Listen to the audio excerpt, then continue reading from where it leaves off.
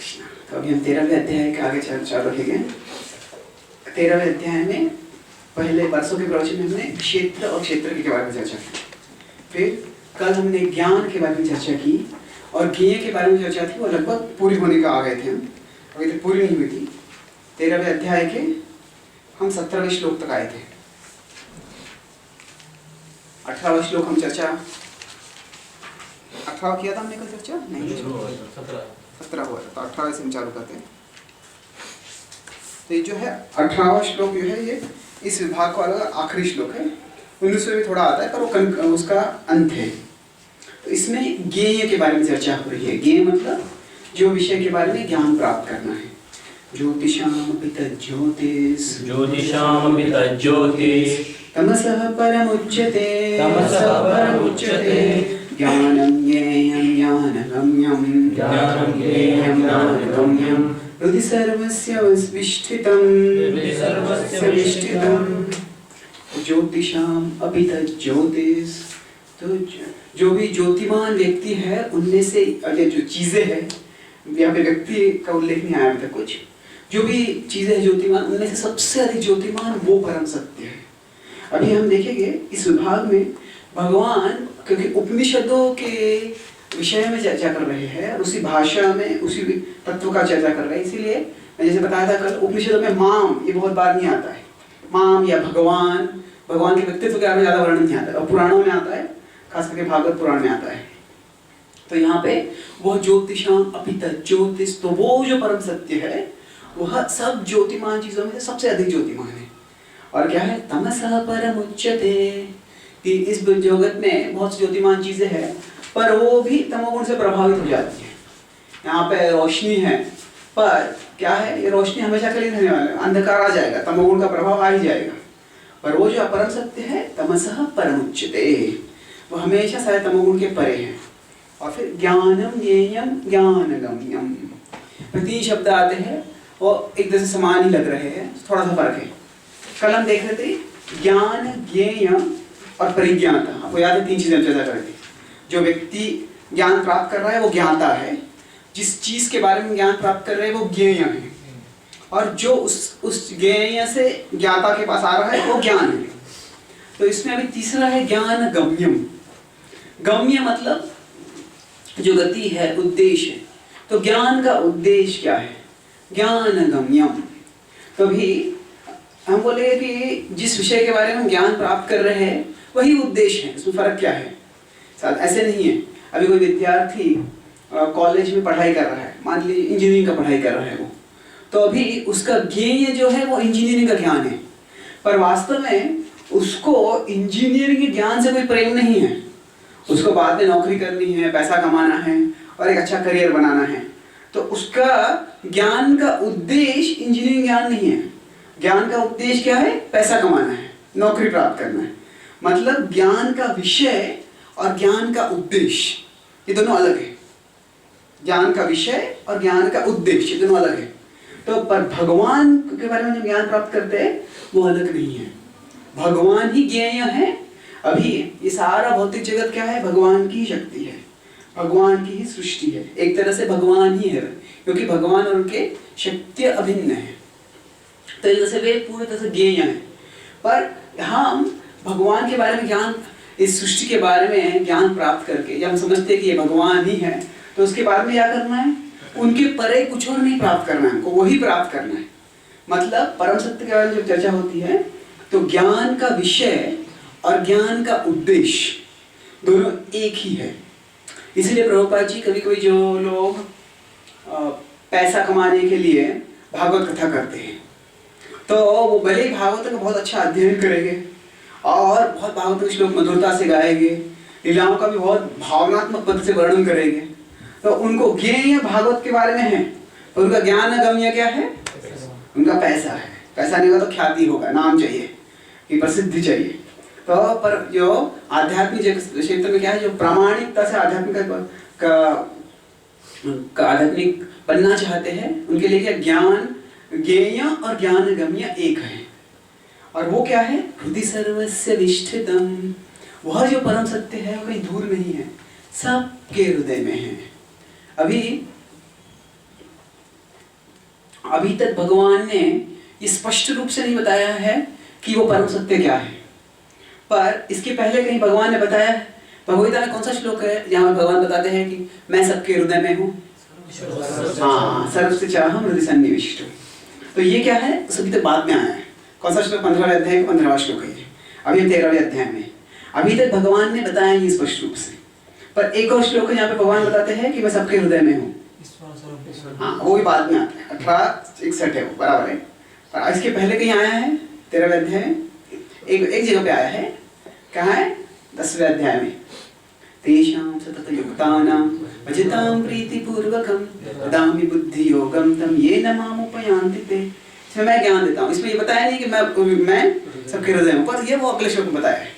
तेषामेवानुकम्पार्थम् अहम् अज्ञानजं तमः नाशयामि आत्मभावस्थो ज्ञानदीपेन भास्वतः। आत्मभावस्थो, मैं हृदय में स्थित हूँ और वहाँ हृदय से मैं क्या करता हूँ? ज्ञान का नाश करता हूँ और ज्ञान की ज्योति को उजागर करता हूँ। तो मतलब हम भगवद्गीता को समझने की दो पद्धतियाँ हैं। एक है जब हम साधारणतः हमारे प्रवचनों में समझते हैं क्या कि अच्छा ये श्लोक यहाँ से पता है, ये श्लोक यहाँ से पता है, ये श्लोक यहाँ से पता है, तो भगवद्गीता का ये संदेश है, वो एक तरह से समझ सकते हैं। तो वो, पर दूसरा अगर हमको ऐसे भक्ति शास्त्र का कोर्स कर रहे हैं, मतलब क्या भगवद गीता के विचार का क्या प्रवाह है, तो भगवद्गीता के विचार के प्रभाव के अनुसार हम जाएंगे। तो यहाँ पे क्या कर रहे हैं भगवान ने पहले बताया है कि मैं सबके हृदय में हूँ, और अब यहाँ पे बता रहे हैं वो हृदय सर्वस्य विष्ठितम्, वो जो परम सत्य की मैं बात कर रहा हूँ, जो सब इंद्रियों के स्रोत है पर उसमें कोई इंद्रिया नहीं है, ये जो बता रहा हूँ वो कौन है? वो मैं ही हूँ। इस तरह से भगवान दोनों का, अगर हम दोनों का साथ करते हैं, समझ आता है कि ये सबके हृदय में जो है वो कौन है? वो भगवान ही है। मतलब क्या हो रहा है यहाँ पे, जब उपनिषदों में परम सत्य के बारे में बात होती है तो वो परम सत्य कौन है बताते नहीं है। जैसे अगर कोई सीक्रेट सर्विस एजेंसी है ना, जिसको जैसे अमेरिका में CIA है, भारत में CID है, ऐसी कोई एजेंसी है, तो उनको किसी बहुत ही महत्वपूर्ण व्यक्ति का संरक्षण करना है और वो खतरे में है, तो कोई प्रधानमंत्री होगा या राष्ट्रपति होगा, तो अभी जिसको खतरा है वो उसकी संरक्षण रखने के लिए क्या करेंगे? वो उसका नाम नहीं बोलेंगे। हाँ, सो मिस्टर ABC, उसका हमको सुरक्षा करनी है और वो इधर जाने वाले, वो उधर जाने वाले, उधर जाने वाले, क्या वो उसी के बारे में बात कर रहे हैं, उस व्यक्ति के बारे में, पर उसका नाम नहीं लेते। पर जो उस सर्कल में है, जो उस समाज, उस समूह में है, उन सबको पता है किसके बारे में बात हो रही है, पर बाहर जो है उसको पता ही नहीं चलेगा कौन किसके बारे में बात कर रहे हैं। तो वैसे उपनिषदों में क्या, जब परम सत्य की बात होती है तो स्पष्टता से बताते नहीं कौन है ये, पर अगर हम जो उपनिषदों में गुण बताए हैं पर उस सत्य के, और वहाँ पे बात करते हैं ये जो व्यक्ति है भारत का सबसे शक्तिशाली व्यक्ति, सबसे महत्वपूर्ण व्यक्ति है, और फिर कहीं और से पता चलता है कि भारत का सबसे शक्तिशाली व्यक्ति कौन है? प्रधानमंत्री। तो मतलब समझ सकते हैं कि यहाँ से जोड़ लगा के ये प्रधानमंत्री के बारे में बात कर रहे हैं। तो ठीक उसी तरह से यद्यपि यहाँ पे स्पष्ट नहीं है कि वो परम सत्य के बारे में बात कर रहे हैं, भगवान के बारे में बात कर रहे हैं, पर हम इसका निष्कर्ष निकाल सकते हैं ऐसे। फिर अभी ये सारा ज्ञान बड़ा रहस्यमय है।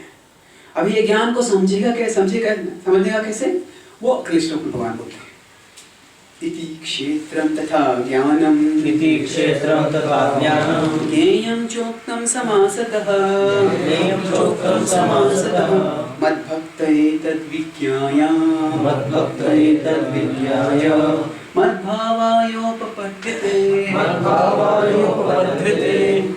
तो इति क्षेत्रं तथा ज्ञानं, तो भगवान यहाँ पे भी समरी दे रहे, सार दे रहे। जैसे कभी कोई वक्ता होते हैं, वो प्रवचन खत्म होने के बाद बोलते हैं कि अभी हमने इन विषयों पर चर्चा की है।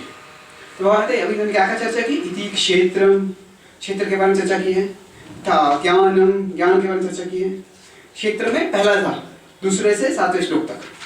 फिर वहाँ पर क्षेत्रज्ञ भी था, पर क्षेत्र के एक ही विभाग में चर्चा की थी। फिर ज्ञानम 8 से 12 में चर्चा की है, और फिर 13 से 18 तक के 4 चर्चा। तो भगवान बोले ये 3 विषयों के बारे में चर्चा की थी। क्षेत्रम तथा ज्ञानम ज्ञेयं चोक्तं समासतः, इन सब के बारे में चर्चा की है। और क्या है? ये कौन समझ सकता है? मद्भक्त एतद्विज्ञाय, ये समझना है तो क्या आपको मेरा भक्त बनना है। भक्त जब बनेंगे तो हम भगवान की कृपा प्राप्त करते हैं और उनकी कृपा से हम समझ पाते हैं। और फिर अगर ऐसी कृपा हो जाएगी तो क्या होगा, समझ जाएंगे तो मद्भावायोपपद्यते, मद भाव की प्राप्ति हो जाएगी। मतलब आप आध्यात्मिक स्तर को प्राप्त कर लेंगे। मद भाव, मेरा भाव मतलब क्या है, भगवान आध्यात्मिक है। भाव इस शब्द के कई अर्थ है। भाव का एक अर्थ है भावना, और भाव का एक और अर्थ भी है अस्तित्व। अस्तित्व मतलब किस प्रकार का अस्तित्व, तो जैसे भव रोग आता है, भव भाव से ही आता है। मद भावायुक्त मतलब इसका अर्थ होता है कि मेरी भावना को प्राप्त कर सकते हैं या मेरे स्वभाव को, मैं जिस स्तर पे जीवन करता मेरे अस्तित्व को आप प्राप्त कर सकते हैं। मद भक्त एतद् विज्ञाया, मेरा भक्त ही समझ सकता है। तो क्या है, दुनिया के अलग अलग धर्मों की हम चर्चा करते हैं तो बाकी धर्मों में कुछ भगवान के बारे में सकारात्मक रूप से ज़्यादा वर्णन नहीं है। अगर आप बाइबल पढ़ते हो तो बाइबल में क्या है, बाइबल के दो विभाग हैं, एक है ओल्ड टेस्टामेंट और दूसरा है न्यू टेस्टामेंट। ओल्ड टेस्टामेंट जो है वह जू धर्म के लोगों के लिए वह बहुत ही महत्वपूर्ण ग्रंथ मानते हैं, और न्यू टेस्टामेंट जो है वो क्रिश्चियन लोगों के लिए महत्वपूर्ण मानते हैं। तो अभी अगर हम उसमें देखते हैं, ओल्ड टेस्टामेंट में जो जू लोग थे जो इजिप्ट में गुलामी में थे, वहाँ से छूट के वो जेरूसलम तक कैसे पहुँचे और उनके क्या क्या संकट आए और कैसे कैसे वो संकटों का सामना किया, कैसे उनको भगवान ने बचाया, इसका वर्णन आता है। तो पूरा ओल्ड टेस्टामेंट अगर कोई पढ़ेगा तो उसमें ये जो लोग हैं उनके जीवन में क्या क्या समस्याएं आई उसका वर्णन है। भगवान का कुछ वर्णन है ही नहीं। भगवान का क्या वर्णन है कि भगवान ने क्या चमत्कार किए। तो मान लीजिए ये लोग जा रहे थे और सामने बड़ा सागर था और शत्रु आ रहा था, तो अचानक भगवान ने क्या कर दिया, उस सागर को अलग कर दिया ताकि वो जा सके उसमें से। पर ये कौन है व्यक्ति इसने सागर को अलग किया, उसका कुछ वर्णन है ही नहीं। जो ओल्ड टेस्टामेंट है उसमें क्या है, भगवान के लोगों के जीवन के बारे में बताया गया, पर भगवान के बारे में कुछ वर्णन नहीं है। अगर हम न्यू टेस्टामेंट देखते हैं जिसको बाइबल कहते हैं, तो एक्चुअली बाइबल के दोनों भाग आता है, पर कई बार से जो क्रिश्चियन लोगों का धर्म है उसको न्यू टेस्टामेंट को बाइबल कहते होगा। न्यू टेस्टामेंट में क्या है, उसमें जो दो चार महत्वपूर्ण किताबें हैं, गॉस्पेल्स कहते हैं, उसमें जीसस के जीवन का वर्णन है। तो जन्म ऐसे हुआ, उस यहाँ गया, फिर ये किया वो किया। और बाकी अधिकांश न्यू टेस्टामेंट जो है वह क्या है, जीसस का एक दूर का शिष्य था पॉल नाम का। पॉल ने जो पहले शुरुआत के जो क्रिश्चियन थे उनको क्या उपदेश दिए, वो सब खत है, द एपिस्टल्स ऑफ पॉल कहते हैं। तो अभी इसमें भी भगवान का सकारात्मक रूप से कोई वर्णन नहीं है। अभी जीसस का वर्णन, जीसस तो भगवान के पुत्र है, उनका जीसस का वर्णन है, और फिर पॉल के खत है। तो पूरे न्यू टेस्टामेंट में भी देखेंगे तो भगवान का सकारात्मक रूप से कोई वर्णन नहीं है। और अगर हम कुरान को देखते हैं तो कुरान वास्तव में क्या है, जब मोहम्मद जो था वह जब जन्म हुआ था तो उसके माता पिता तुरंत गुजर गए, तो वो अनाथ था, तो उसके दादा ने उसको संभाल के रखा। और फिर वह एक बिजनेसमैन स्त्री थी, बिजनेसमैन को क्या, बिजनेस वूमेन, व्यापारी स्त्री थी। तो वह उसके सेक्रेटरी के रूप में नौकरी कर रहा था। तो वो स्त्री उससे लगभग 15-16 साल से बड़ी थी, तो उन दोनों में संबंध आ गया, फिर उसका विवाह हो गया। और फिर उसके बाद में जब जीवन जी रहा था इस तरह से, जब 40 साल का था वो मोहम्मद को, तभी अचानक वो उसको लगा कि उसको कोई आवाज़ सुनाई दे रही है। और फिर वो आवाज़ जो थी वो क्या थी, वह भगवान का एक संदेश था, अल्लाह का संदेश, गैब्रियल नाम का। उसने बोला तुम लिखो। तो मोहम्मद ने कहा मुझे कुछ लिखना नहीं आता है, वो अनपढ़ था, लिखना नहीं आता था उसको। लिखो बोला उसको। तो फिर मुझे लिखना नहीं आता, लिखो। तो फिर वो हाथ जोड़ के सुनने लग गया। तो जो उसने सुना तभी, और बाद में वही जो दोहराता था, जब वो दोहराता था वो बाद में लोगों ने लिखा, उसको कुरान कहते हैं। तो जो अल्लाह से गैब्रियल के माध्यम से जो इन लोगों को पता, जो मोहम्मद को मिला और फिर बाद में बताया, वह कुरान है। तो उसमें कुरान में क्या है, अधिकांश रूप से आदेश है, ऐसे करो, ऐसे मत करो, ये करो, वो मत करो। और उसके अलावा भी भगवान का सकारात्मक रूप से कोई ज्ञान है ही नहीं। तो ये 3 महत्वपूर्ण धर्म हैं दुनिया में जो है।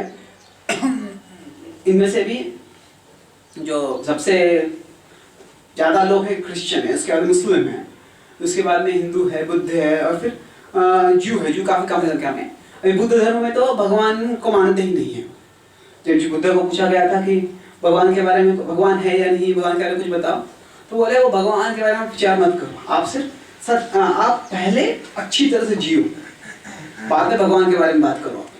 तो इसीलिए देखते हैं हम सारे विश्व के धर्मों में भगवान के बारे में सकारात्मक रूप से कुछ ज्ञान है कि नहीं। अभी ये सब धर्मों के लिए ये बहुत ही समस्या की बात होगी। आप बोल रहे हैं कि हम भगवान के पास जाए, भगवान से ही ये धर्म आए हैं और भगवान के बारे में कुछ ज्ञान है ही नहीं, तो फिर क्या करते हैं? तो ये धर्म लोग, खासकर क्रिश्चियन धर्म के लोग कहते हैं कि भगवान इतने विशाल है, भगवान इतने असीमित है कि हम उनके बारे में ज्ञान प्राप्त ही नहीं कर सकते। और क्योंकि भगवान के बारे में ज्ञान प्राप्त करना असंभव है हमारे लिए, इसीलिए शास्त्रों में भगवान के बारे में ज्ञान नहीं दिया है।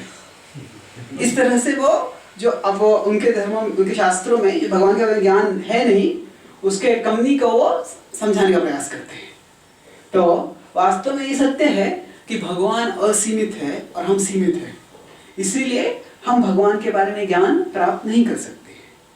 पर यह हम हमारे दृष्टि देखें तो फिर भी हम भगवान के बारे में ज्ञान प्राप्त कर सकते। किस तरह से? कोई बोल सकता है? हम सीमित है, भगवान असीमित है, तो फिर हम भगवान के बारे में ज्ञान कैसे प्राप्त कर सकते हैं?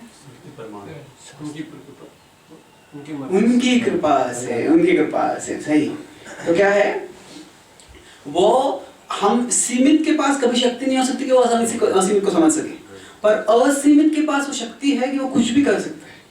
और कुछ भी कर सकता है इसका मतलब है वो सीमित को भी अपना ज्ञान दे सकता है। तो ये भगवान की शक्ति है। तो भक्त साधु ठाकुर उदाहरण देते हैं कि कोई व्यक्ति कहता है, साधारण मानो सूर्य उग जाओ, मैं तुम्हें देखना है, तो फिर वह आदेश दे कि सूरज को उगा नहीं सकता है। पर भले ही उस व्यक्ति में कोई शक्ति नहीं सूरज को उगाने की और स्वयं सूरज को देखने की, पर सूरज जब उग जाता है, जब वो दर्शन देता है, तो वो अपनी साधारणता से देख सकता है। तो जो हमारी शक्ति में नहीं है वो भगवान की शक्ति में है। पिलाई लोक आचार्य जो श्री संप्रदाय में एक महत्वपूर्ण आचार्य थे, वो उदाहरण देते हैं ऐसे ही।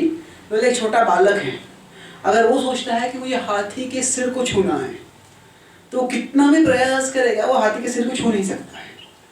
पर अगर वो हाथी सोचता है कि मुझे इस बालक की इच्छा पूरी करनी, तो वो क्या होता है, हाथी नीचे बैठ जाता है और अपना सिर सामने करता है, फिर वो बालक आसानी से सिर को छू सकता है। तो बोलते इसी तरह से वो कहते हैं कि जो आत्मा, जीवात्मा है, वो छोटे बालक के समान है, और भगवान जो विभू है, अनंत है। पर भगवान की असीमित कृपा है कि वे इस भौतिक जगत में प्रकट होते हैं। एक तरह से वह शास्त्रों से अपना ज्ञान देते हैं। पिलाई लोक आचार्य ये उदाहरण विशेषता विग्रहों के लिए देते हैं। कैसे वह असीमित भगवान है, वो एक सीमित विग्रह, सीमित लगने वाले विग्रह में प्रकट हो जाते हैं। तो ये सब कैसे संभव है? उनकी कृपा से। और उनकी कृपा हमें कब प्राप्त होती है? जब हम उनकी भक्ति करते हैं। इसलिए यहाँ पे बताया गया, मद भक्त एतद् विज्ञाय मद भावायोपपद्यते, मद भक्त एतद् विज्ञाय, मेरा भक्त ही समझ सकता है और कोई समझ नहीं सकता है। और यहाँ पे मद भक्त, ये भक्त जो शब्द है, क्योंकि अब तक जो ज्ञान दिया है भगवान ने वो ज्ञानी मार्ग के लिए, ज्ञान योग, तो यहाँ पे मद भक्त का मतलब वो ज्ञानी भी थोड़ी बहुत भक्ति जो करता है उसको बराबर है। हाँ। क्या है यहाँ पे भक्त का संदर्भ मुख्य संदर्भ किससे आ रहा है? यहाँ पे ज्ञानी लोग भले ही भक्ति करके भगवान की प्राप्ति नहीं करना चाहते, भले ही उनको ज्ञान मार्ग का पालन करके ब्रह्मन का ज्ञान प्राप्त करना है, निर्विशेष ज्ञान प्राप्त करना है, उसके लिए भी उन्हें भक्ति करनी ही चाहिए। इसीलिए हम देखते हैं पहले भी 13 अध्याय के 8 से 12 श्लोक में जब ज्ञान के 20 चीजें बताई गई थी, तभी भी मयि चानन्य योगेन भक्तिरव्यभिचारिणी, भक्ति का वर्णन आया था। तो वो यहाँ पे कोई बोले वो क्या 20 में से 20 चीजों में से एक ही चीज बताया भक्ति के बारे में, इतनी कोई बड़ी चीज नहीं है, पर यहाँ पे स्पष्ट हो जाता है। अगर ये सब समझना है आपको, मद भक्त एतद् विज्ञाय, तो मतलब विश्वनाथ ठाकुर अपने तात्पर्य में लिखते हैं स्पष्ट रूप से कि कोई भी मार्ग क्यों न हो, अगर वह मार्ग हमको परिपूर्णता तक लेके जाना है, उस मार्ग की परिपूर्णता क्यों न हो, तो उसमें भी भक्ति का थोड़ा अवलंबन होना चाहिए। भक्ति के बिना कोई यश प्राप्त नहीं होता है। जैसे हम देखते हैं अष्टांग योग में भी क्या है, एक अंग है ईश्वर प्रणिधान। यम और नियम जो है 8 अंग है, उसमें से 2 है यम और नियम। तो उनमें से उनके जो अंग है उसमें से एक है ईश्वर प्रणिधान, ईश्वर को शरण जाना। तो सब मार्गों में भक्ति का अवलंबन आवश्यक है, पर भक्ति में भक्ति मार्ग में हमसे भक्ति को एक औजार के रूप में इस्तेमाल नहीं करते हैं, भक्ति को शाश्वत सत्य के रूप में स्वीकार करते हैं। तो बाकी मार्गों में उनको स्वीकार करना पड़ता है। भक्ति के मदद के बिना कोई भी यश प्राप्त नहीं कर सकता है। ये जैसा आपने बताया मद भक्त ज्ञानी को भी लागू होता है, लेकिन आगे श्लोक में बताया मद भाव उपपद्यते, मतलब ही अटेन माय नेचर, मतलब ये तो भक्ति के बारे में है, तो ज्ञानी का संबंध कैसा है? हाँ, मद भावायोपपद्यते, इसलिए बताया था मद भाव। भाव का आपने मतलब भाव के 2 अर्थ हो सकते हैं, एक है भावना, दूसरा आप आए थे क्या बाद में, मैं स्पष्ट रूप से मतलब भाव का 2 अर्थ होता है कि मेरा अस्तित्व, मेरा स्वभाव या मेरी भावना। तो मद भाव जब बोलते हैं तो यही भाव शब्द आता है 4थे अध्याय के 10वें श्लोक में, वीतराग भय क्रोध मन्मया मामुपाश्रितः भावो ज्ञान तपसा भूता मद्भावमागतः। तो वहाँ पे मद्भाव जब उस तात्पर्य प्रभुपाद जी लिखते हैं कि वो जो भक्ति के 9 स्तर हैं, आदौ शुद्धा था, उसमें भाव के बारे में वर्णन करते हैं। तो अगर भाव का अर्थ हम वो लेते हैं तो अर्थ होता है भावना, और फिर मद भाव मतलब मेरी भावना, मेरे प्रति प्रेम प्राप्त होता है। पर अगर हम भक्ते वही देखते हैं कि भाव का अर्थ एक जगह पे अस्तित्व या स्वभाव भी होता है। 8वें अध्याय में 3 श्लोक में तीसरा शब्द भूत भावोद्भव करो विसर्गः कर्म संगितः, तो भूत भाव उद्भव करो। तो इस भौतिक जगत की जो सृष्टि है, भौतिक जगत में जो सृष्टि करवाता है वह कर्म है। तो भाव का अर्थ वहाँ पे सृष्टि, स्वभाव या प्रकृति या अस्तित्व भी होता है। हाँ, वो भाव बराबर है। जो भाव वहाँ पे क्या है, नहीं तसदा तद भाव भावितः, पहला भाव वहाँ पे भावना है, यम यम वापि स्मरण भावम, जो भाव आपका है, जो चेतना आपकी है, पर सदा तद भाव भावितः, उसी प्रकार जिस जैसी हमारी भावना है वैसे हमारा अस्तित्व हो जाएगा, सदा तद भाव भावितः।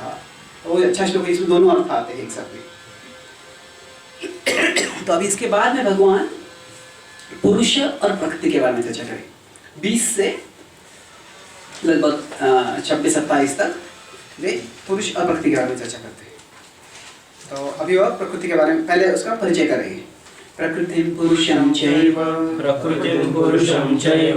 विद्यनादि उभावपि विकारांश गुणांश्चैव विद्धि प्रकृति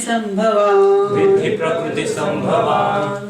तो प्रकृति पुरुषं चैव, प्रकृति और पुरुष ये दोनों क्या है, आप जान लो कि अनादि भाव भी, दोनों उभाव मतलब दोनों क्या है, दोनों अनादि है, दोनों की कोई शुरुआत नहीं है। और विकारांश गुणांश चैव, तो इस प्रकृति में जो इस भौतिक जगत में जो विकार परिवर्तन हो रहे हैं वो जो और गुण प्रकट होते हैं अलग अलग, वो किससे आ रहे हैं, प्रकृति से आ रहे हैं। विद्धि प्रकृति संभवान, संभव मतलब से प्रकट हो रहे हैं। तो यहाँ पे एक महत्वपूर्ण सवाल आता है कि किस तरह से अगर भगवान हमारे स्रोत है, हम कई बार कहते हैं कि हम सब भगवान से आए हैं, पर हम यह भी कहते हैं कि आत्मा सनातन है। तो अगर आत्मा सनातन है तो फिर आत्मा भगवान से कैसे आया है, तो दोनों थोड़ा विरोधाभास लगता है। अगर हम भगवान से आए हैं मतलब एक समय हम नहीं थे, उसके बाद में हम आए, मतलब भगवान ने हमारी सृष्टि की, तो उसका मतलब है कि हम सनातन नहीं हैं। तो एक उसमें सत्य क्या है कि हम सनातन हैं या भगवान ने किसी समय पे हमको बनाया है। तो वास्तव में यह जो है, ये हमारा वैदिक शास्त्रों का तत्व ज्ञान यह है कि आत्मा भी सनातन है। कुछ लोग बोल सकता है इसमें आत्मा सनातन है, इसके बारे में वर्णन आता है। हाँ, जीव लोग सो जीवलोके जीवभूतः सनातनः, हमेशा के लिए है। और वैसे ही तो ये 15 अध्याय का 7 श्लोक है। और बिल्कुल शुरुआत में भगवद्गीता की भगवान वही बोलते हैं, न त्वयवाहं जातु नासं न त्वं मे वेदनादिव। वहाँ पे भविष्य, वर्तमान और पूर्व तीनों के बारे में बताया कि हमेशा आप सब रहोगे, मैं भी रहूंगा। तो मतलब भगवद्गीता में स्पष्ट रूप से बताया है कि आत्मा सनातन है। पर कुछ लोग पता है आपको, जो उसमें कहते हैं कि आत्मा भगवान से आता है, ये सब कुछ भगवान से आता है। हाँ, हम सर्वस्य प्रभु, क्या है, सब कुछ भगवान से आता है। एतद् योनिनि भूतानि जो श्लोक है 7वें अध्याय का 6वां श्लोक, उसका अर्थ वास्तव में क्या है कि इस भौतिक जगत में आपको जो भी दिखाई दे रहा है वह भौतिक और आध्यात्मिक शक्ति का संगम से बनाया गया, उसके अलावा और कुछ नहीं है। तो उसमें खास करके सब कुछ भगवान से आ रहा है, वर्णन नहीं है। तो ये भी वर्णन आता है कि अहम सर्वस्य प्रभवो है। तो वैसे ही उपनिषद में आता है कि एको बहुश्याम, जो एक था वो अनेक हो गए। तो मतलब दोनों चीजें शास्त्र में बताई है, एक है कि आत्मा सनातन है और दूसरा है कि आत्मा भगवान से आ रहा है। तो वास्तव में सत्य क्या है? तो इसमें क्या है कि एक है इसको इंग्लिश में पहले बताता हूँ मैं, मुझे हिंदी में शब्द पता नहीं है। हिंदी में शब्द होगा भी तो वो शब्द समझ में नहीं आएगा। इसको एक्चुअली इंग्लिश में क्रोनोलॉजी और ऑन्टोलॉजी कहते हैं। क्रोनोलॉजी मतलब क्या कि समय के अनुसार, इस समय यह हुआ, जैसे 1966 में प्रभुपाद जी अमेरिका गए, 1966 में इस्कॉन की स्थापना हुई, 1968 में पहली रथ यात्रा हुई, 1969 में बीबीटी की स्थापना हुई। ऐसे ये क्रोनोलॉजी मतलब क्या क्या प्रसंग कब हुए, मतलब समय के अनुसार जो होता है उसको क्रोनोलॉजी कहते हैं, कैसे क्या हुआ। ऑन्टोलॉजी मतलब अस्तित्व का स्वभाव, किस प्रकार से अस्तित्व होता है। तो जब हम बात करते हैं कि आत्मा सनातन है, तो वह अस्तित्व के स्वभाव के अनुसार है। अस्तित्व के स्वभाव के अनुसार क्या, आत्मा सनातन है, आत्मा की कभी शुरुआत नहीं होती है। पर आत्मा और भगवान का संबंध जो बताना है, तो संबंध बताने के लिए क्या है कि आत्मा भी सनातन है, भगवान भी सनातन है, पर आत्मा स्वतंत्र नहीं है, केवल भगवान स्वतंत्र है और आत्मा भगवान पे निर्भर है। तो आत्मा की निर्भर अवस्था को समझाने के लिए ऐसे बताया जाता है कि आत्मा जो है भगवान से आया है। तो जो आत्मा भगवान से आया है वो बताया गया है, it is not in a chronological sense, it is in ontological sense. ऐसे नहीं है कि एक समय आत्मा नहीं था फिर आत्मा आ गया, नहीं, आत्मा हमेशा था। पर जो अस्तित्व का स्वभाव है क्या कि आत्मा ये परतंत्र सत्य है। The soul is not an independent reality, only Krishna is an independent reality. आत्मा ये परतंत्र सत्य है, आत्मा का सत्य परतंत्र है, स्वतंत्र नहीं है। यह समझाने के लिए से बताते हैं कि आत्मा भगवान से आया है। तो इसीलिए the statement that the soul has come from God is a metaphorical statement to convey the relationship between the two. It is not a chronological statement about how they originated. तो ये क्या है, एक प्रतीकात्मक रूप से बताया है। प्रतीकात्मक रूप से कई बार शास्त्रों में इस्तेमाल होता है। कोई जैसे आपको पता है भगवद्गीता में श्लोक जो प्रतीकात्मक रूप से है, जो अगर हम उसको सीधा सीधा लेंगे तो कुछ अर्थ ही नहीं निकलेगा उस श्लोक का। प्रतीकात्मक रूप से कोई श्लोक है भगवद्गीता में? नहीं, वो तो सत्य है ना कि आप उदाहरण देखो, प्रतीक और उदाहरण अलग है। उदाहरण मतलब क्या, ये एक सत्य है और उसको समझाने के लिए दूसरा एक उदाहरण थे, वो उदाहरण है।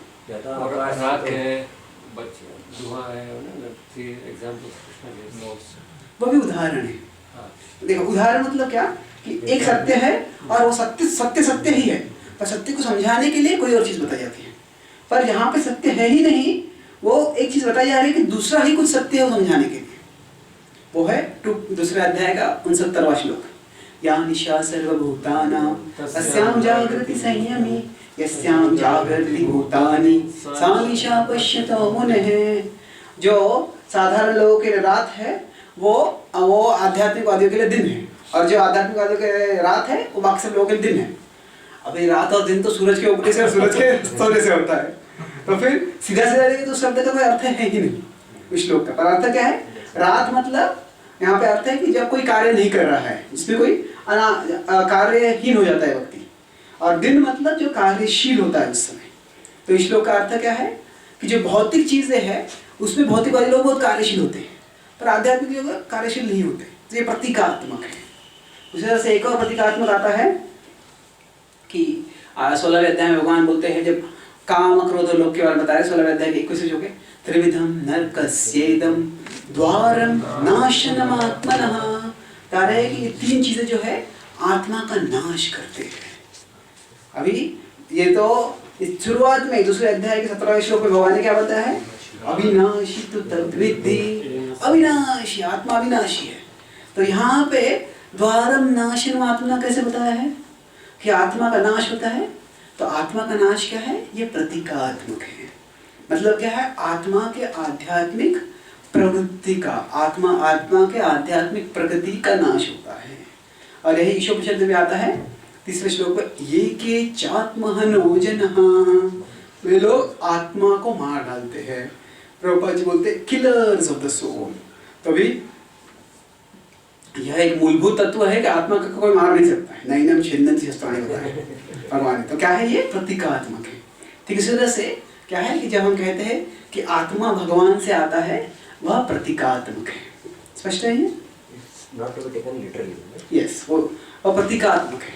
जैसे कि चैतन्य चरितामृत की शुरुआत में बताते हैं कि एक बार भगवान की इच्छा करे, गोपियां इतना आनंद ले रही, मुझसे ज्यादा आनंद ले रही है, इसीलिए मुझे उनका आनंद स्वाद करना है, इसीलिए मैं उन गोपियों के रूप में आ जाऊंगा, उनका भाव स्वीकार करके और उनका रूप स्वीकार करके। राधा भाव सुमितम नवमी कृष्ण स्वरूपम, चैतन्य चरितामृत वर्णन आता है। और फिर कृष्ण ने चैतन्य महाप्रभु के रूप में अवतरित हुए। तो क्या इसका मतलब एक समय ऐसा था चैतन्य महाप्रभु थे नहीं?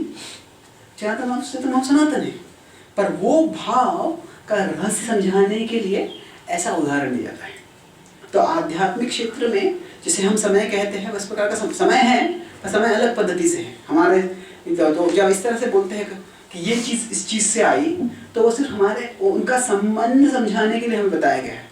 उनके अस्तित्व के स्रोत के बारे में वर्णन नहीं हो रहा है।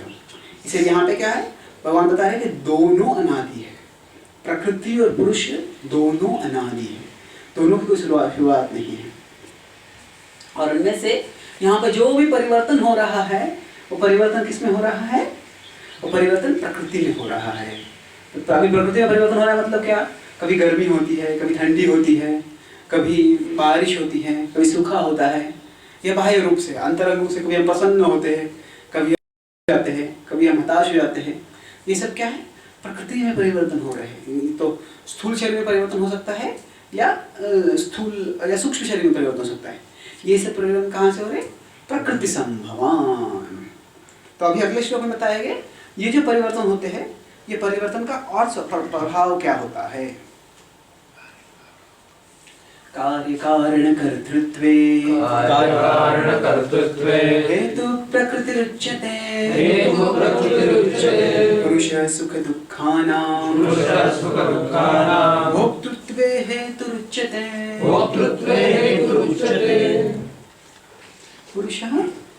कार्य कारण कर्तृत्व। तो ये थोड़ा श्लोक है ना, ये समझना थोड़ा मुश्किल हो जाता है क्योंकि ये थोड़ा विचित्र श्लोक है। वास्तव में 8वें स्कंद में बिल्कुल ऐसा ही श्लोक है भागवतम के। 2 श्लोक है भगवद गीता के जो बिल्कुल लगभग वैसे के वैसे भागवतम में आते हैं। ये एक है कार्य कारण कर्तृत्व, और 9वें स्कंद का एक आखिरी श्लोक आता है, वो बिल्कुल ऐसे ही यदा यदा ही धर्मस्य परित्राणाय साधुनां में वैसे ही श्लोक वहाँ पे भी आता है। तो लगभग वो 80 से 90% एक ही समान, थोड़ा सा कुछ अलग है उसमें। बैटरी डिस्चार्ज हो रहा है,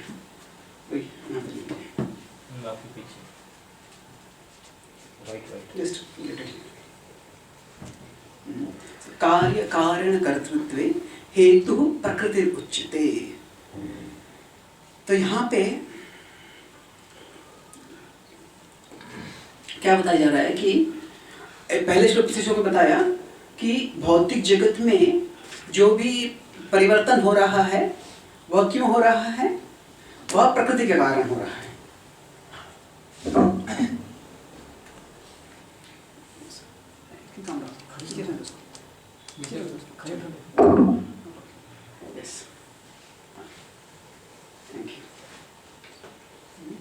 कार्य कारण कर्तृत्वे। तो क्या है कि यहाँ पे कार्य और कारण, अभी कारण ये शब्द हिंदी में आता है, इसके कारण मैंने वो ऐसा किया, वो कारण यहाँ पे नहीं है। संस्कृत में कारण का अर्थ थोड़ा अलग होता है।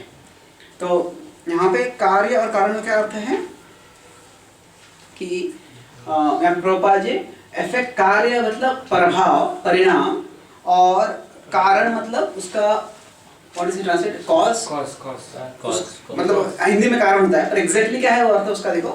कार्य कारण कर्तृत्वे हेतु प्रकृति उच्यते, मतलब क्या कि भौतिक जगत में परिवर्तन हो रहा है। मान लीजिए मैंने इसको मारा, इसे तो क्या हुआ, मैंने इसको मारा, इस पे मारा, ये कार्य हो गया, तो उसका कुछ प्रभाव क्या हुआ, उसका प्रभाव एक आवाज आ गया। तो इस भौतिक जगत में कुछ कार्य होते हैं और उसका कुछ प्रभाव होता है। तो यह सब परिवर्तन जो होता है वह परिवर्तन भौतिक प्रकृति में हो रहा है। अभी मैंने इसको मारा तो इसे आपको आश्चर्य, वैसे क्यों मारा उसने, पर यही मैं लेके अभी मान लीजिए यहाँ पे ब्रजमोहन प्रभु को थप्पड़ मारता हूँ, तो क्या होगा, पुरुषः सुख दुःखानां भोक्तृत्वे।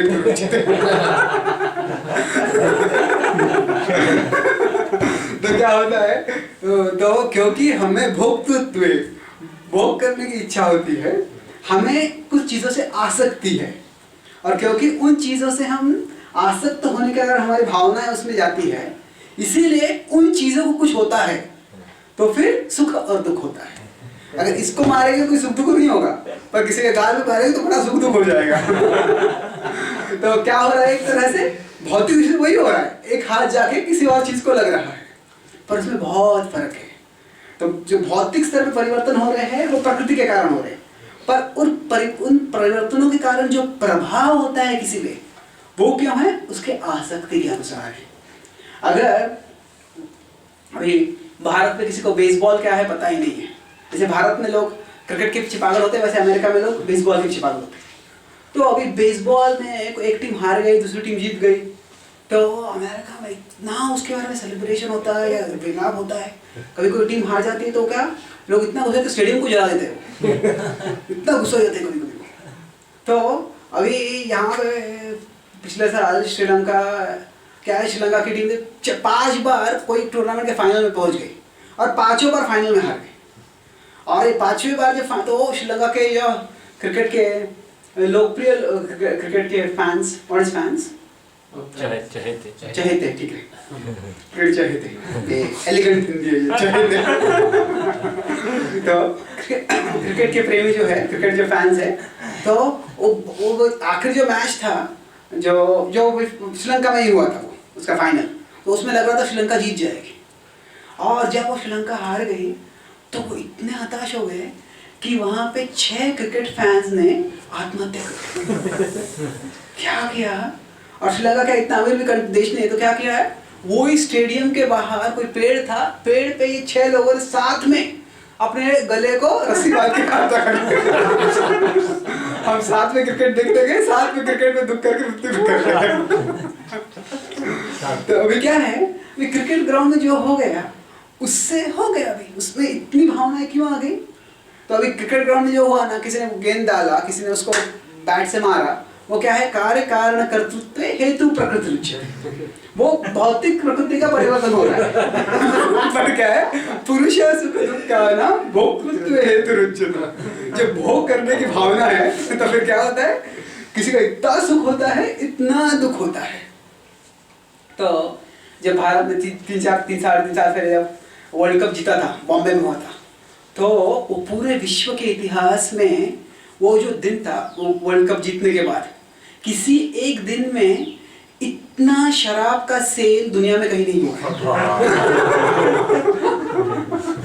तो उसके बाद इतने लोगों ने शराब किया, इतना सेलिब्रेशन किया, तो क्या एक जीत गए। तो क्या है, तो यह है आसक्ति के कारण हमें सुख और दुख होता है। तो इसलिए भगवान यहाँ क्या बता रहे हैं कि भौतिक प्रकृति जो है उसमें परिवर्तन तो हो गए, पर वो परिवर्तन के कारण हमें प्रभाव कब होगा, जब हमें भोग करने की भावना है। भोग करने की भावना है नहीं है तो वो प्रभाव नहीं होगा। और जो भोक्तृत्व है उसका वर्णन अभी और अगले श्लोक में करते हैं। पुरुष प्रकृतिस्थो हि भुङ्क्ते प्रकृतिजान् गुणान् कारणं गुणसङ्गोऽस्य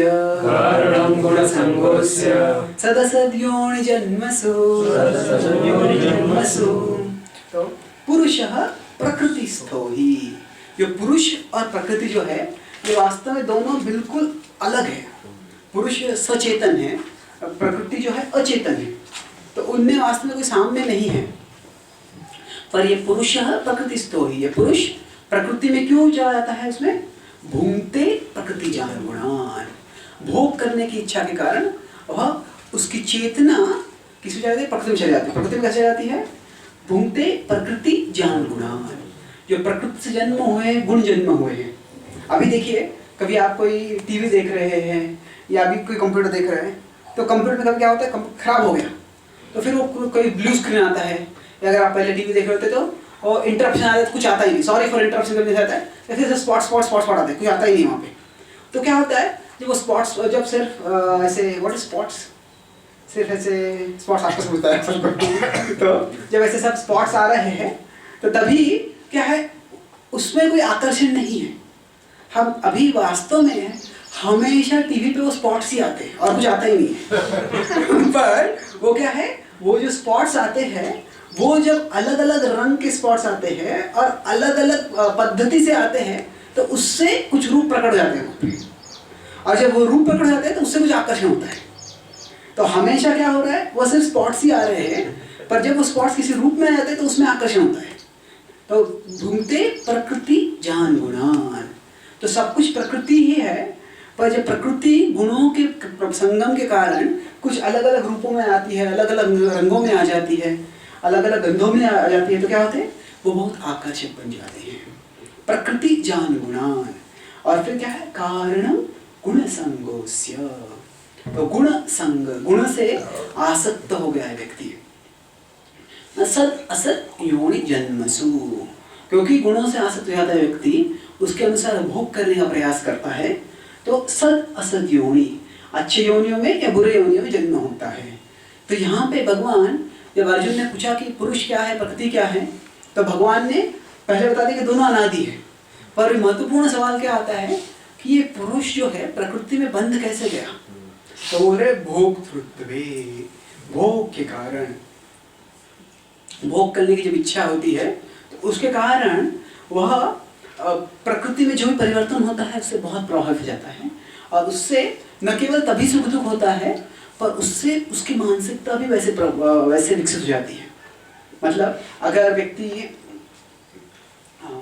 किसी भौतिकवादी व्यक्ति है, वह पुरुष स्त्री से आसक्त हो जाता है बहुत, तो फिर क्या होता है, उस स्त्री के बारे में चिंतन करते रहता है, फिर उसके अनुसार उस अगले जन्म में उस प्रकार का शरीर मिल जाएगा उसको। तो न केवल तभी सुख दुख मिलता है पर उसके बाद में अगले जन्म में भी वैसे ही हो जाता है। पुरुष प्रकृतिस्थो ही, इस तरह से पुरुष जो है प्रकृति में चला जाता है।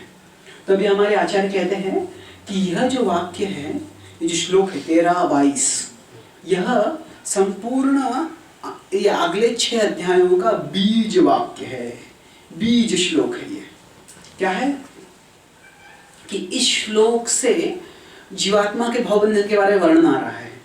और अभी कैसे होता है, अभी कोई बीज होता है, बीज से वृक्ष आता है, तो 15वें अध्याय में एक वृक्ष का वर्णन आएगा। ऊर्ध्वमूलमतः शाखम अश्वत्थम प्राहुरव्ययम, बताएगा कि एक ऐसा वृक्ष है जिसकी जो शाखाएं हैं वो नीचे है, इसके मूल ऊपर है। तो वो जो क्या है, वो भौतिक अस्तित्व का एक प्रतीकात्मक रूप से वृक्ष के रूप में बताया गया है। तो वो जो वृक्ष है, वह वृक्ष शुरुआत कैसी होती है उसकी, वो वृक्ष, हर एक वृक्ष की शुरुआत बीज से होती है। तो वो बीज क्या है, ये बीज है। तो भोग करने की प्रवृत्ति जो है वो बीज है, जिससे सारे वृक्ष की निर्मिति होती है। और फिर इस वृक्ष के उस वृक्ष में जब वृक्ष उत्पन्न हो जाता है, बीज पर्याप्त नहीं, उसके बाद में उसको जल चाहिए। जल से क्या होता है, वो वृक्ष बढ़ता है। तो उसी गुण प्रवृद्धा विषय प्रवाला, 15वें अध्याय के दूसरे श्लोक में होते हैं कि गुण जो है, गुणों से इसकी वृद्धि होती है। तो ये जो वृक्ष है उसका बीज यहाँ पे बताया गया है। वृक्ष 15वें अध्याय में बताया है। 14वें अध्याय में वो वृक्ष कैसे वृद्धि होती है वो बताया है। 14वें अध्याय क्या है? प्रकृति के 3 गुण, प्रकृति त्रैगुण विभाग योग उसको बोलते हैं। और फिर अभी ये वृक्ष है, वृक्ष के ऊपर के भाग है, नीचे का भाग है। तो वृक्ष का ऊपर का भाग जो है वो क्या है? वह दैवी लोक है, और जो नीचे का भाग है वो असुरी लोक है। ये दैवी प्रकृति है, असुरी प्रकृति है, वो 16वें अध्याय में बताया है। और फिर 17वें अध्याय की शुरुआत अगर आप देखते हैं तो क्या है? वह 17वें अध्याय में अर्जुन पूछते हैं कि हे भगवान, जो दैवी प्रकृति के भी लोग नहीं है और असुरी प्रकृति के भी लोग नहीं है, उनका क्या गति होती है? ये शास्त्र विधि उत्सृज्य वर्तते श्रद्धयान्वितः। श्रद्धयान्वितः ये अलग है, तो अलग श्लोक है। यह शास्त्र विधि उत्सृज्य वर्तते काम करता, ये 16वें अध्याय का 22वां श्लोक है। वो तो भगवान ने स्पष्ट बताया कि असुरी लोग है। पर अर्जुन 17वें अध्याय के पहले श्लोक में पूछते हैं, ये शास्त्र विधि उत्सृज्य, शास्त्र का पालन नहीं करते हैं, पर वर्तते श्रद्धयान्वितः, पर श्रद्धा से वर्तन कर रहे हैं, तो उनकी क्या गति होगी? मतलब अर्जुन ये वृक्ष के बीच में जो लोग हैं उनके बारे में चर्चा कर रहे हैं। आप समझ रहे हैं कैसे ये विकास हो रहा है? जो एक वृक्ष है, वृक्ष के बीच का वर्णन 13वें अध्याय के 22वें श्लोक में हुआ। फिर वो वृक्ष का वर्णन 15वें अध्याय में आता है। तो वृक्ष को बढ़ने के लिए पानी लगता है, वो 3 गुण है, उसका वर्णन 14वें अध्याय में आता है। तो वृक्ष का ऊपर का भाग जो है वो दैवी प्रकृति, नीचे का भाग असुरी प्रकृति, वह 16वें अध्याय में वर्णन आता है। और फिर उसके जो बीच में भाग है, जो लोग दैवी भी नहीं है असुरी भी नहीं, उसके बीच में है, उसका उन लोगों का वर्णन जो है 17वें अध्याय में आता है। और अंत में इस सारे वृक्ष से बाहर कैसे निकलना है और कैसे भवन से निकलना है बाहर, वो 18वें अध्याय में आता है। 18वें अध्याय का शीर्षक क्या है? मोक्ष संन्यास योग, परफेक्शन ऑफ रेनुंसिएशन प्रभुपाद बोलते हैं। तो इस तरह से यह श्लोक बहुत महत्वपूर्ण है पूरे इस अध्याय के, पूरे आखिरी 6 अध्यायों के विचारों का जो प्रवाह है वो समझने के लिए। तो अभी इसके बाद में भगवान बताएंगे कि यह एक पुरुष तो हो गया जो क्या है? भोगते, जो भोग करने की इच्छा से यहाँ पे है, और जो बंध गया है सदसद्यों जन्मसु। पर उसके अलावा एक और पुरुष है जो बंधन में नहीं फंसा है। उपद्रष्टान मंता च भर्ता भोक्ता महेश्वरः परमात्मेति चाप्युक्तो देहेऽस्मिन् पुरुषः परः। तो इसी में एक और है पराहा। पराहा मतलब पराहा का एक अर्थ हो सकता है परा जो दिव्य है, परा का दूसरा अर्थ एक और। फिर दूसरा है पुरुषः परा, उसका क्या विशेषता है? वो बंधा हुआ नहीं, उपदृष्टा, वो ऊपर से देख रहा है, दृष्टि कर रहा है ऊपर से, बंधन में नहीं फंसा हुआ है। अनुमंता, और वो क्या? अनुमति दे रहा है। और वो क्या है? भर्ता भोक्ता महेश्वर, वो पालन करता है, वो भोग करता है। अभी भोक्ता और भूंगते दोनों में फर्क है। ये भोक्ता मतलब यहाँ पे क्या है कि भूंगते मतलब जो भोग करने की इच्छा करता है, और भोक्ता मतलब स्वभाव से भोग कर रहा है। मतलब क्या? भगवान का वो स्वभाव ही है कि वो भोग करते हैं, तो भोक्ता, और वो महेश्वर है। और यही शब्द है स्पष्ट रूप से परमात्मा के बारे में वर्णन यहाँ पे आ रहा है। परमात्मेति चाप्युक्तो, उक्तो मतलब उनको बताया जाता है, उनका नाम क्या है? परमात्मा। और देहेऽस्मिन्, वो भी देह में है, पर पुरुषः परः, वो एक ऐसे पुरुष है जो पर है। तो अभी हमने पहले चर्चा की थी, इसी अध्याय का है 18वें श्लोक में आया था हृदि सर्वस्य विस्थितम्, तो वही इसका भी स्पष्टीकरण होता है, वो कौन है? परमात्मा है। अभी परमात्मा ये शब्द का इस्तेमाल भगवद्गीता में ये इसी शब्द का स्पष्ट रूप से 3 बार आता है, तो ये दूसरी बार है। इसके पहले 6ठे अध्याय के 7वें श्लोक में आता है, जितात्मना प्रशान्तस्य परमात्मा समाहितः शीतोष्ण सुख दुखेषु तथा मानापमानयोः। तो वहाँ पे जितात्मना, हाँ, जब व्यक्ति मन को जीत लेता है, उसको नियंत्रण करता है, तो क्या होता है? परमात्मा समाहिता, वो परमात्मा तक पहुँच गया है। तो वहाँ पे परमात्मा के बारे में उल्लेख आता है, पर परमात्मा कौन है ये वर्णन नहीं आया है। यहाँ पे परमात्मा कौन है उसका वर्णन आता है।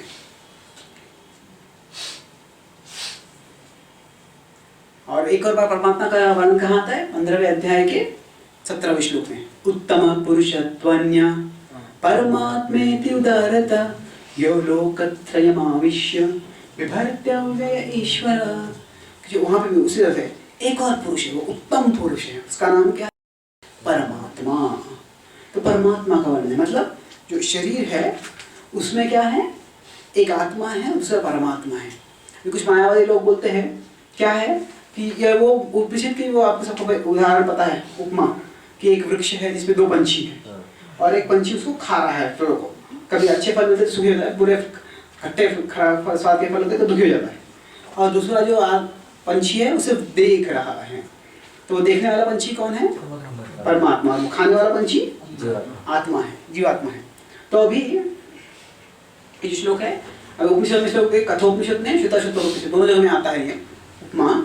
समान वृक्षे पुरुषो निमग्नो निशेषोचति मुह्यमानः जुष्टं यदा पश्यत्यन्यमीशम् अस्य महिमानामिति शोकः।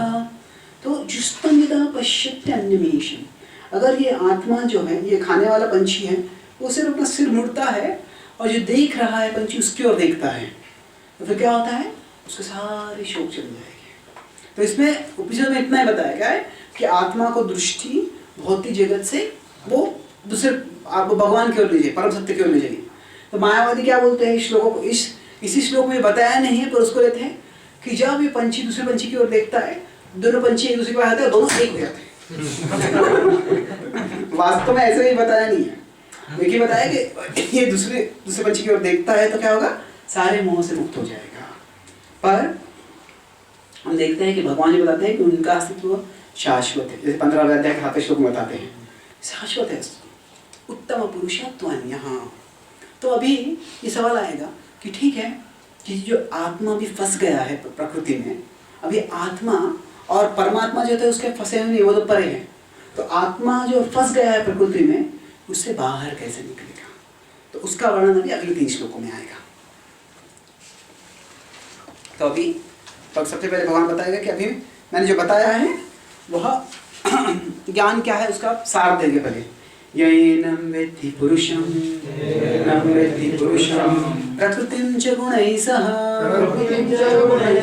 सर्वथा वर्तमानोऽपि न स भूयोऽभिजायते। बोलते हैं कि ये ज्ञान अगर समझ जाएगा, येनं वेत्ति पुरुषं प्रकृतिं च गुणैः सह, ये जो ज्ञान है बताया अगर व्यक्ति समझ जाएगा अच्छे गुणों के साथ, तो गुण क्या है समझ जाएगा उसके साथ, तो सर्वथा वर्तमानोऽपि, तो हर परिस्थिति में वो जीवन जी सकता है। न स भूयो अभिजायते, उसका पुनः जन्म नहीं होगा, वो पुनः भवबंधन में नहीं फंसेगा। न स भूयो अभिजायते, इस तरह से क्या बताया जा रहा है कि पुनः अगर व्यक्ति को भवबंधन में नहीं फंसना है तो ये ज्ञान को समझना चाहिए। तो लगभग ये जो है जन्म कर्म च में दिव्यम जो श्लोक था उसमें क्या बताया था? आप मुझे समझ जाएगा तो क्या होगा?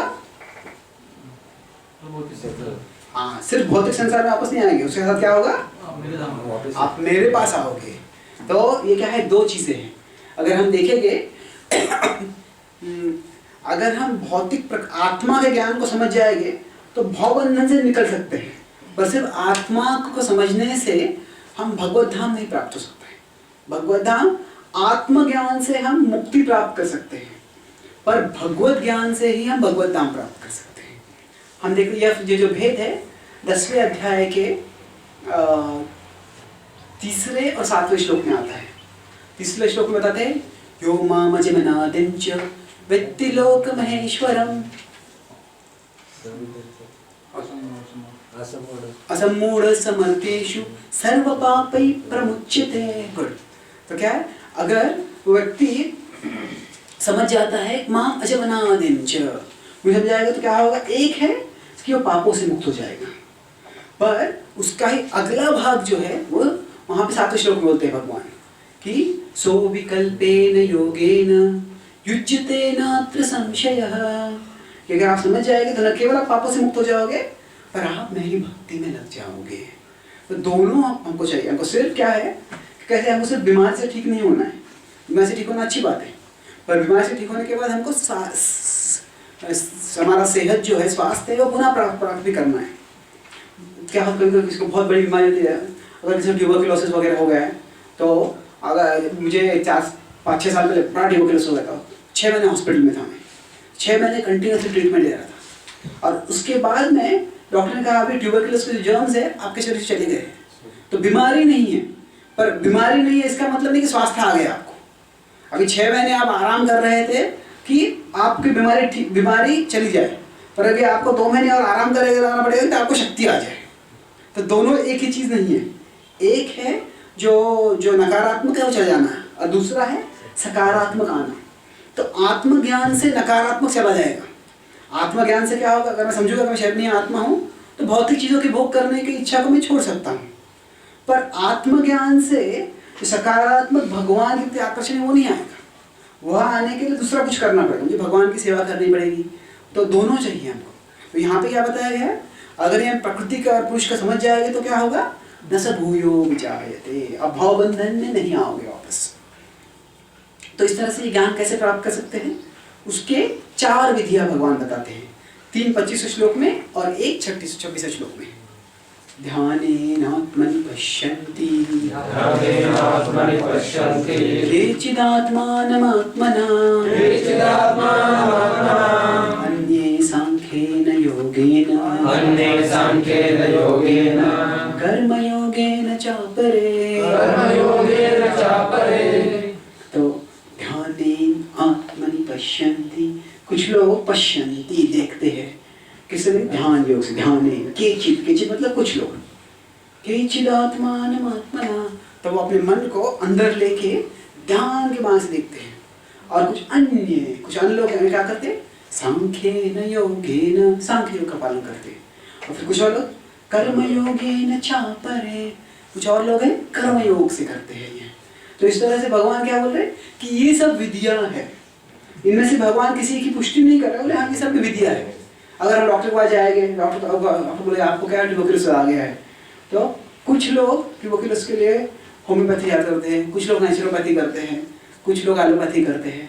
और फिर बताइए मैं क्या चाहता हूँ, क्या करूँ, ये सब भी कर सकते हैं, पर ये आपको क्या करना चाहिए, यही देखते हैं हम। 4थे अध्याय में भी ऐसे आता है कि अलग अलग प्रकार के यज्ञ हैं। बोलते हैं कुछ लोग क्या करते हैं, 25 श्लोक में बोलते हैं, कुछ लोग देवी देवताओं को पूछते हैं, कुछ ब्राह्मण को पूछते हैं, कुछ योग करते हैं, कुछ ये करते हैं, कुछ वो करते हैं।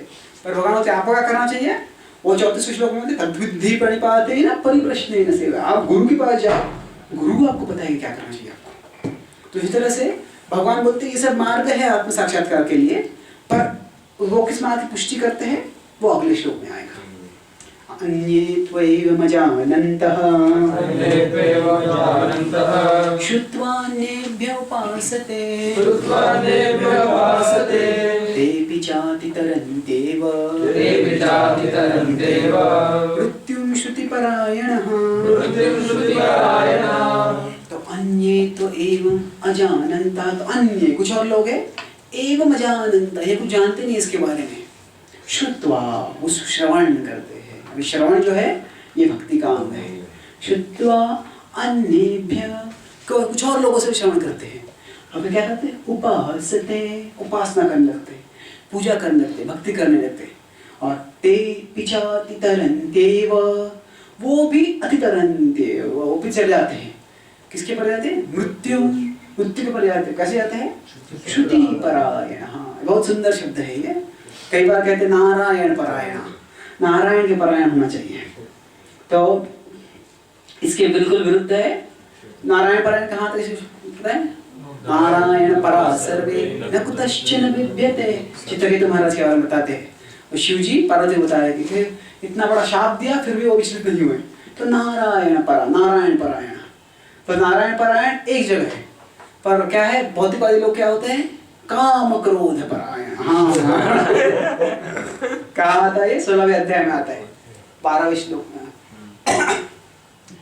क्या है श्लोक, अनेकचित् काम क्रोध परायण ईहन्ते काम भोग अर्थम अन्यायेनार्थ संचयान आशापाशशतैर्बद्धा काम क्रोध परायण।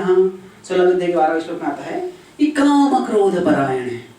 तो मतलब क्या है, दो बिल्कुल अलग अलग चीज विपरीत है। एक है शुद्ध भक्त जो नारायण परायण है, दूसरे भौतिकवादी लोग हैं काम क्रोध परायण। तो अभी ये काम क्रोध परायण हम थे पहले, और अभी हम नारायण परायण बनना चाहते हैं, तो कैसे बनेंगे? तो उसकी जो है इधर से इधर जाना है तो हमको श्रुति परायण बनना है। तो अभी हम अचानक नारायण परायण नहीं बन सकते, चाहो तो पर नहीं, क्या हम क्या कर सकते? श्रवण में आसक्ति ला सकते हैं। अगर श्रवण में आसक्ति लाएंगे तो क्या होगा? धीरे धीरे हमारी सारी विचारधारा बदल जाएगी, हमारी सारी भावना बदल जाएगी और हम भगवान की ओर आकर्षित हो जाएंगे। तो श्रुति परायण। हाँ, यहाँ पे 25वें श्लोक और 26वें श्लोक में तुलना करें तो ऐसे लग रहा है कि जो लोग ये नहीं कर सकते 25वें श्लोक का, वो श्रुति परायण हो जाए, ऐसे एक भाव आता है।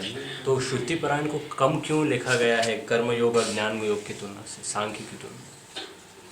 क्या यहाँ पे ये जो श्रुति परायण को कम लिखा गया है और ऐसे कम है तो क्यों है? वास्तव में अगर हम देखेंगे तो यहाँ पे कम की कोई बात नहीं है। ऐसे कोई शब्द नहीं आता है कि ये लोग भगवान से केचित अन्य अन्य ऐसे बोले। कुछ लोग ये करते हैं, कुछ लोग ये करते हैं, कुछ लोग ये करते हैं और कुछ लोग ये करते हैं। तो इसलिए इसमें कुछ ऐसा बताया नहीं है कि ये लोग कम हैं। उसमें एक शब्द आता है अजानन्तः, वो सभी जानते नहीं हैं। तो जानते नहीं हैं इसका ये मतलब नहीं, जरूरी नहीं है कि वह इस मार्ग को कम बताया गया है। देखिए कि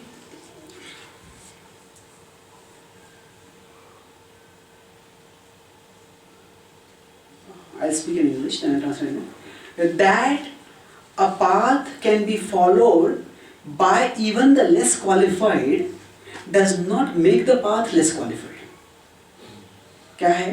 कोई मार्ग का अनुशीलन कोई कम पात्र के लोग भी कर सकते हैं। इसका मतलब यह नहीं है कि वो मार्ग कम पात्र लोगों का है। यह हम देखते हैं स्पष्ट रूप से 9वें अध्याय के 32वें और 33वें श्लोक। 32वें श्लोक में भगवान बोलते हैं कि भक्ति ऐसी है कि जो पाप योनया है उनका भी उद्धार हो सकता है। मामी पार्थ व्यापाश्रित्य ये भी स्यु पाप योनया स्त्रियो वैश्यास् तथा शूद्रास् ते भी यान्ति परां गतिम्। बोलते हैं कि मेरा आश्रय ग्रहण करोगे तो जो पाप योनि में जन्म लिया है उनका भी उद्धार हो सकता है। और फिर वो क्या कहते हैं? अगर उनका उद्धार हो सकता है तो फिर किम पुनर्ब्राह्मणा पुण्य भक्ता राजर्षयस्तथा अनित्यम सुखम लोकम इमं प्राप्य भजस्व मां। तो फिर आप में तो क्या बात है? तो ब्राह्मण राजर्षि उनका तो जरूर उद्धार हो जाएगा। तो कैसे है?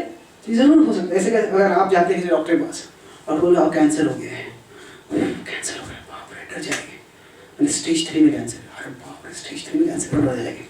अभी हमारे पास दवाई है, वो इस दवाई से स्टेज 4 के कैंसर को लोगों को ठीक किया गया।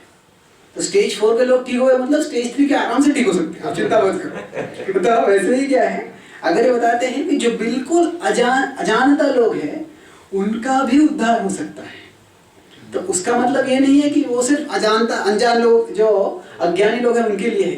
नहीं, उनका भी अगर उद्धार हो सकता है तो बाकी लोगों की बात ही क्या है? उनका तो जरूर उद्धार हो सकता है। तो that a path can uplift even the less qualified does not mean that the path is only for the less qualified. वो पाथ इतना वो मार्ग इतना महान है कि वो अपात्र लोगों को उद्धार कर सकता है, तो पात्र लोगों का जरूर उद्धार कर सकता है। क्लियर है? और हम तुलनात्मक रूप से देखना है तो फिर बाकी सब मार्गों के लिए भगवान ने 3 मार्गों के लिए सिर्फ 1 श्लोक दिया और इस मार्ग के लिए पूरा 1 श्लोक दिया। अगर हम ऐसे तुलना कर रही है तो भगवान ने ज्यादा वर्णन इसका किया है। Clear? Yes. This is actually a glory of devotion, sir. Exactly. ये दूषण नहीं है, ये भूषण है। This is not a contamination. This is a decoration of भक्ति। ये क्या है कि भक्ति जो नीचे के स्तर के लोग हैं उनका भी उद्धार कर सकता है। तो हम 18वें अध्याय में देखेंगे कि भक्ति की महिमा क्या है। वो नीचे से नीचे के स्तर के लोग हैं उनको भी उठा सकती है, और वो और उतना ही नहीं, वह जो आध्यात्मिक सत्य है उसमें जो परम सत्य है उसके आध्यात्मिक सत्य के सर्वोच्च स्तर तक भी व्यक्ति को ले सकती है। तो दोनों तरह से सबसे नीचे तक जाते हैं भक्ति मार्ग और सबसे ऊपर तक भी आता है। तो ये भक्ति की महिमा है। सबसे नीचे तक जाता है वो क्या है? हमने देखा अभी 9वां अध्याय का 32 और 33 श्लोक। पर सबसे ऊपर तक जाता है वो कहाँ है? वो 18वें अध्याय के 54वें श्लोक में आता है। हाँ, जब ब्रह्मभूत के स्तर पे आ गया व्यक्ति उसके बाद भी क्या होता है? ब्रह्मन प्राप्त कर लिया, उसके बाद में मद्भक्तिं लभते पराम। तो उसके बाद में भक्ति शुद्ध आती है और उसके बाद में भक्त्या मां हो जाना आती, भगवान की प्राप्ति होती है। तो ये भक्ति की सर्वव्यापी महिमा है कि सबसे नीचे से सबसे ऊपर तक लेके आता है व्यक्ति। क्लियर? तो अभी जो आखिरी विभाग है इसका कि 27 श्लोक चालू होता है, क्या है ये विभाग कि शास्त्र चक्षु या ज्ञान चक्षु। ये जो अर्जुन से सवाल पूछे थे उनका जवाब भगवान ने दे दिया, पर उसके बाद में अभी क्या कर रहे हैं कि ये सबका समन्वय करके हम ज्ञान की दृष्टि से कैसे देख सकते हैं। वास्तव में ज्ञान चक्षु शब्द है ये भगवान स्पष्ट रूप से इस्तेमाल भी करेंगे इस अध्याय के आखिरी श्लोक में, अंतरम ज्ञान चक्षुषा। तो ज्ञान चक्षु जो है अभी 27 श्लोक से 35 श्लोक तक बताएंगे। यावत् संजायते किंचित् सत्त्वं स्थावर जंगमं क्षेत्र क्षेत्रज्ञ संयोगात् तद्विद्धि भरतर्षभ। तो यावत् संजायते किंचित्, यहाँ पे जो भी सृष्टि में अस्तित्व मिलता है, कोई भी चीज छोटे से छोटी भी क्यों ना हो, वो क्या है? सत्वम स्थावर जंगम। जो भी है इस भौतिक जगत में स्थावर हो या जंगम हो, स्थावर और जंगम ये हिलने चलने वाले और ना हिलने चलने वाले। पहले आता है भगवत गीता अध्याय में था चर और अचर, वह एक जगह है। तो जो भी चीज है वो क्या है? क्षेत्र क्षेत्रज्ञ संयोगात्, क्षेत्र और क्षेत्र के संयोग से आई है। तद्विद्धि भरतर्षभ। अभी क्षेत्र क्षेत्र का संयोग का मतलब क्या है कि अभी हमारा शरीर है, अभी आपका शरीर मेरा शरीर अलग है, क्यों है? अभी मेरा आत्मा और आपका आत्मा अलग है, और आत्मा के कर्म के अनुसार शरीर की उत्पत्ति होती है। तो यह मेरे शरीर और आपका शरीर अलग है। मेरे शरीर का अस्तित्व क्यों आया? ये आत्मा और शरीर, क्षेत्र और क्षेत्र के संगम से आया है। उस तरह से अभी ये जो माइक है, ये माइक में आत्मा नहीं है, ये जड़ है, पर फिर भी ये माइक की उत्पत्ति कैसे हुई है? क्षेत्र और क्षेत्र के। क्या कुछ धातु इस्तेमाल हुआ और कोई कामगार आया या कोई मैन्युफैक्चरर आया, उसने उस धातु पे कार्य किया और उससे माइक का स्टैंड आ गया। तो भगवान बोलते हैं जो भी हम देखेंगे वो सब क्या है? क्षेत्र और क्षेत्रज्ञ के संगम से उत्पन्न हुआ है। तो इस भौतिक जगत में कुछ भी ऐसा है जो अपने आप आता है, क्षेत्र और क्षेत्रज्ञ से ही। मतलब क्या भगवान बोल रहे हैं कि इस दुनिया में इतने अलग अलग रूप रंग रस स्वाद देख रहे, उससे आ सकते हैं समझो कि अभी क्षेत्र और क्षेत्रज्ञ ही है, उसके अलावा और कुछ नहीं है। तो जब हम प्रचार करते हैं तो कभी कभी प्रवचन देते हैं तो कोई स्त्रियाँ भी आते हैं प्रवचन सुनने को, और कुछ दिखने में अच्छी दिख रही होगी तो कभी हम आकर्षित हो जाएगी कि ये इतने आकर्षित स्त्री मेरा प्रवचन सुनने आ रही है। और फिर बार हम समझेंगे कि वास्तव में क्या है, यह एक शरीर है, मेरे सही शरीर है, और उसमें एक आत्मा है, वो मेरे से आत्मा है सिर्फ। तो बेसिक तो क्या है? एक क्षेत्र और क्षेत्रज्ञ का संगम है। तो हम जब वो ये जो मूल तत्व को भूल जाएंगे और बाहर रूप को देखेंगे तो प्रलोभित हो जाएंगे। पर जब हम समझेंगे कि मूल तत्व क्या है, यहाँ पे ये एक आत्मा है जो उसको पूर्व कर्म से एक शरीर मिल गया है। तो किसी लोगों को आकर्षक शरीर मिलता है, कुछ लोगों को इतना आकर्षक शरीर नहीं मिलता है, पर क्या है? वह एक क्षेत्र है जो उसको मिला है। तो वह भी भवबंधन में है, मैं भी भवबंधन में है। हम दोनों को एक दूसरे का भवबंधन बढ़ाना नहीं है। तो क्षेत्रज्ञ सही होगा। तो फिर समम सर्वेषु भूतेषु तिष्ठन्तं परमेश्वरं विनश्यत्स्व विनश्यन्तं यः पश्यति स पश्यति समम सर्वेषु भूतेषु। सब भूत जो है, सब जीवात्मा है, समान रूप से देखना है। क्या समान रूप से देखना है? तिष्ठन्तं परमेश्वरं, कि इसके अंदर एक ईश्वर है। अभी ये परमेश्वर, इसका संधि का विग्रह दो पद से होता है। एक परमेश्वर का अर्थ है कि परमात्मा को देख सकते हैं, और दूसरा है परम ईश्वर। जो ईश्वर मतलब आत्मा भी एक तरह का ईश्वर ही है। इस शरीर में भले ही हम परमेश्वर नहीं, पर हम भी ईश्वर है। वे मैं बोलना चाहता हूँ और उसके साथ मैं बोल रहा हूँ, तो उस तरह से मैं मेरी वाणी को नियंत्रण कर रहा हूँ, तो मैं भी एक तरह से थोड़ा ईश्वर हूँ, छोटा ईश्वर हूँ। और ये जो ईश्वर है वो परम है। परम का अर्थ सर्वश्रेष्ठ हो सकता है, और परम का अर्थ है कि परा, मतलब आध्यात्मिक होता है। तो मतलब सब लोगों में क्या है? आत्मा है। ये जो समम सर्वेषु तिष्ठन्तं परमेश्वरं, जो दिव्य आत्मा है वो स्थित है। और क्या है इसका स्वभाव? विनश्यत्स्व अविनश्यन्तम। विनश्यत्स्व शरीर है, विनाशवान है, और उसके पर जो आत्मा है अविनश्यन्तम, उसका कभी विनाश नहीं होने वाला है। और ऐसा से जो देखता है, यह पश्यति स पश्यति, यह जो देख रहा है वही वास्तव में देख रहा है। बाकी जो लोग हैं वो आंखें हैं फिर भी वो देख नहीं रहे। क्या है, जब हम देखते हैं हम सिर्फ आंखों से नहीं देखते, हम ज्ञान से देखते हैं। अभी एक कोई छोटा बालक है घर में, उसको माँ बोलती है कि देखो घर में कहीं भी कचरा दिखेगा आपको, कहीं कागज़ का टुकड़ा गिरा होगा, तो उसको तुम क्या करना है, फाड़ देना और कच्चे के डिब्बे में डाल देना। उसको अच्छा फाड़ के डाल दो। तो उस दिन जब पिता घर से जा रहे हैं तो उनकी जेब से 500 का नोट गिर गया और फिर वो देखा अरे कागज़ गिर गया, फाड़ रोक। माँ चिल्लाती है, क्या हुआ, आपने बताया मुझे फाड़ने के लिए? ये कागज़ नहीं है, ये लक्ष्मी देवी है। लक्ष्मी देवी तो कागज़ ही लग रहा है मुझे। तो क्या है, यह पश्यति स पश्यति। जो समझता है कि साधारण कागज नहीं है, ये वास्तव में ये लक्ष्मी है, ये पैसा है। तो क्या है, अभी बाह्य रूप से देखें तो ये कागज दिखेगा, पर ज्ञान से जो देखता है वही सत्य में देख रहा है। यह पश्यति स पश्यति। जैसे भगवान बोल रहे हैं कि अगर हम सिर्फ शरीर को देखेंगे और शरीर के सिर्फ आकर्षित हो जाएंगे तो उससे से जानवर भी देखते हैं, तो फिर वह हमारा ज्ञान का चक्षु नहीं है। पर जब हम शरीर के पर आत्मा देखते हैं और आत्मा की समानता देखेंगे, यह पश्यति स पश्यति, और इस तरह से अगर देखेंगे तो उसका प्रभाव क्या होगा, वो अगले श्लोक में भगवान बोलते हैं। यस, ये श्लोक बिल्कुल विद्या विनय संपन्न से। हाँ, क्या ये विद्या विनय संपन्न के समान ही है? हाँ, काफी हद तक समान है, कि उसमें बताया गया है कि सबको समान रूप से देखना है। तो वो श्लोक का भाव, अगर भाव एक ही है कि सबको समान रूप से देखना है, पर संदर्भ हम देखेंगे तो जहाँ पे जो टेक्निकल कैटेगरीज है क्षेत्र और क्षेत्र के, उसके दृष्टि से बताया गया है। और वहाँ पे जो है उसके पहले अगर देखते हैं, इहैवतैर्जितः सर्गो येषां साम्ये स्थितं मनः, वहाँ पे से बताया गया कि आप शरीर के परे आत्म तत्व को देखो। तो उससे मतलब भाव एक ही है। एक्चुअली एक और श्लोक आता है इस तरह से, सुहृन्मित्रार्युदासीन मध्यस्थ देश बंधुषु साधुष्वपि च पापेषु समबुद्धिर्विशिष्यते। छठवें अध्याय का 9वां श्लोक भी वही है, समान रूप से सबको देखो। पर वो किस तरह समान रूप से देखो, वो अलग अलग जगह पे अलग अलग भाव है। यहाँ पर क्षेत्र और क्षेत्र की दृष्टि से आता है, पर ऐसा पर इन प्रैक्टिकल एप्लीकेशन दोनों एक ही है। फिर उसके बाद में अभी इस तरह से जो देखता है उसका प्रभाव क्या होगा, समं पश्यन्ति सर्वत्र समवस्थितम् ईश्वरं न हीनस्त्यात्मनात्मानं ततो याति परां गतिम्।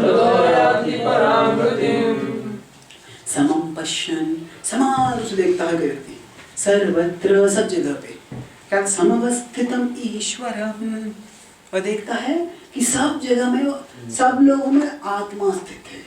एक्चुअली ये श्लोक है कि आचार्य बोलते हैं कि आत्मा का उल्लेख करता है, परमात्मा उल्लेख करता है, दोनों का भी उल्लेख होता है।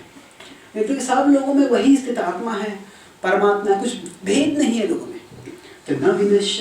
तो न हीनस्त्यात्मनात्मानं, ऐसा व्यक्ति अपने मन से खुद का पतन नहीं करेगा। मतलब क्या कि अगर कोई मेरा अपमान करता है, साधारणतः क्या होता है, भौतिकवादी व्यक्ति का, तुम मेरा अपमान करेंगे तो मैं उससे बड़ा तुम्हारा अपमान कर दूंगा। कहते क्या, मैं क्या बोले, मैं तुम शेर तो मैं सवा शेर, फिर मैं उसका दुगना ज़्यादा करके आपको दे दूंगा। तो वो भाव होता है, तो वो भाव से सिर्फ वो जो संघर्ष और बढ़ जाता है। तो क्या है, अगर हम देखते हैं कि वास्तव में